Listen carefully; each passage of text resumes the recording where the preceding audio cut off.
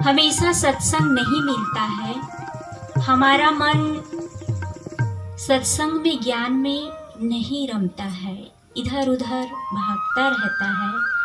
और ऐसे मौका हमको मिला है, बहुत ही अच्छा लगता है। हम सभी का मन संतों के दर्शन करते हैं और उनका सानिध्य प्राप्त करते हैं, ज्ञान सुनते हैं, तो उस ज्ञान में, आनंद में डूब जाता है मन। बहुत ही पवित्र हो जाता है हमारा मन। किसी ने कहा है कि फागुन आता है फूलों का त्योहार लिए, फागुन आता है फूलों का त्योहार लिए, सावन आता है मेघों का मल्हार लिए, और संत आते हैं खुशियों का उपहार लिए। बसंत आता है तो प्रकृति मुस्कुराती है, बसंत आता है तो प्रकृति मुस्कुराती है, और संत आते हैं तो संस्कृति मुस्कुराती है। तो ये बहुत ही शुभ अवसर है कि हमें संत गुरुजनों का ज्ञान प्राप्त करने के लिए, उनके दर्शन करने का सौभाग्य प्राप्त हुआ। सद्गुरु कबीर कहते हैं कि बना बनाया मानवा बिना बुद्धि बेतुल, कहाँ लाल ले कीजिए बिना बास का फूल।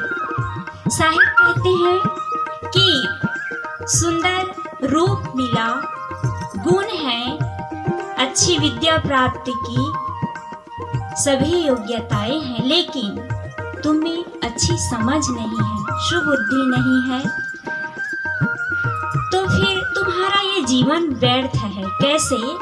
जैसे कि सुंदर लाल लाल फूल तो खिले हो, परंतु उसमें सुगंध नहीं है, तो वो कोई काम का नहीं है, व्यर्थ है ये। वैसे ही तुम्हें ये मानव जीवन मिला, सभी गुण हैं आप में, लेकिन अच्छी समझ नहीं है, सत्संग नहीं है, संतों का सानिध्य नहीं प्राप्त कर पाते हैं, तो हमारा जीवन व्यर्थ ही चला जाएगा।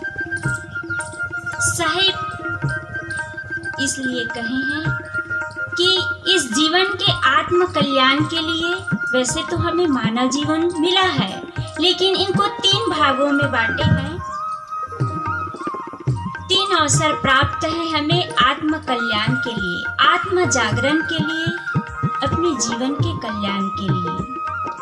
पहला है बचपन, और दूसरा है जवानी, और तीसरा है वृद्धापन। कुछ लोग होते हैं जो बचपन में जाग जाते हैं, बचपन में ही अपने जीवन का महत्व समझ लेते हैं। बड़े सौभाग्यशाली होते हैं वे जो बचपन में जाग जाते हैं।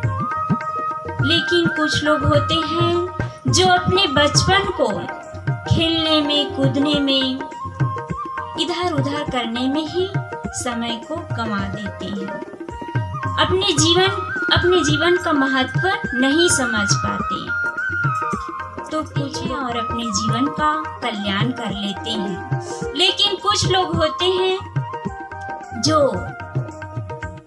जवानी की देहरी पर पांव रखते हैं तो जाग जाते हैं। ऐसे महामना लोग भी परम धन्य हैं, सौभाग्यशाली हैं जो जवानी में जाग जाते हैं, क्योंकि जवानी तो और भी कठिन है, फिसलन भरी राह है, कदम कदम पर आकर्षण है, और लोग ऐसी मदहोशी के माहौल में जाग जाते हैं, क्या कम है। तो जवानी में जाग जाते हैं। कई महापुरुषों का हमने नाम सुना है। सद्गुरु राम सूरत साहिब जी 12 वर्ष की उम्र में जाग गए थे। सद्गुरु विशाल देव जी किशोरावस्था में घर छोड़ करके निकल गए थे, और सद्गुरु अभिलाष साहिब जी 21 वर्ष की उम्र में घर का त्याग कर लिए थे। और ऐसे महापुरुष जो हैं खुद भी जागते हैं और औरों को भी जगा देते हैं। ऐसे महापुरुष जागरण के देवता है, आचरण के आचार्य है। सत्य के सूर्य है और चिंतन के चांद है। ऐसे महापुरुषों को, संत जनों को पा करके हम बहुत ही सौभाग्यशाली अपने आप को समझें। तो कुछ लोग होते हैं वो जवानी में भी नहीं जागते, जवानी में भी अपना आत्म कल्याण नहीं कर पाते, अपने जीवन को नहीं सुधार पाते, और लेकिन जब बुढ़ापा आता है तो जाग जाते हैं। कहते हैं कि शाम का भूला यदि, सुबह का भूला यदि शाम को घर वापिस आ जाए तो वह भूला नहीं कहलाता। इसी प्रकार बचपन में नहीं कल्याण कर पाए, जवानी में भी नहीं कर पाए, लेकिन वृद्धापन में यदि हम समझ लेते हैं तो फिर अपने जीवन का कल्याण कर सकते हैं। ना सही सुबह, ना सही दोपहर, सांझ ही सही, सांझ ही अपने जीवन का कल्याण कर ले। इस प्रकार ये 3 अवसर है, अवस्था है जिसमें हम अपने जीवन का कल्याण कर सकते हैं, अपने जीवन को सुंदर बना सकते हैं। तो हमें संत गुरुजनों का सानिध्य मिला और ये सत्संग का आयोजन हुआ। हम संतों से ज्ञान प्राप्त करें और अपने जीवन का कल्याण करें। बस इन्हीं सब